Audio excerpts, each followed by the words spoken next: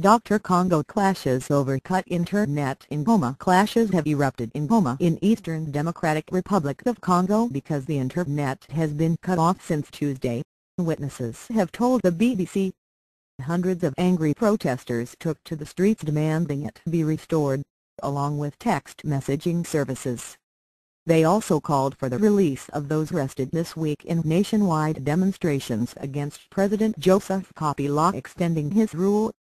Witnesses said live ammunition was used to disperse the crowd. It is the fourth day of unrest in DR Congo in connection with a government plan for a census before elections due next year. Human rights groups say 40 people have been killed, but the government says the true figure is 11, including one policeman. Clashes in Goma were reported at Katindo military camp, at the vice-governor's office and several other districts of the city on Thursday. Protesters erected barricades with burning tires and threw stones while the security forces shot into the air and used tear gas. One witness said presidential guards, who are not normally assigned to manage protests, supported the police. Mr. Kabila first took power in 2001 following the assassination of his father Ron, who was president at the time, and is constitutionally barred from running for another term.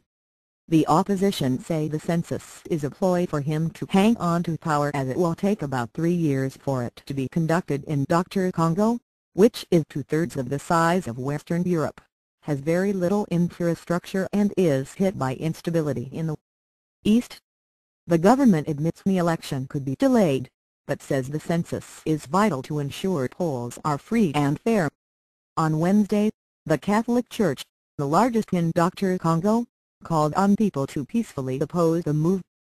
It also shut its schools because of the violent protests in the capital, Kinshasa. The BBC Smog-Jolien in Kinshasa says the clashes come as the Senate continues to examine the controversial electoral bill. The lower chamber, the House of Representatives, approved the plan for a census on Saturday, in a vote boycotted by opposition MPs. The opposition says this amounts to a constitutional coup by Mr. Kabila.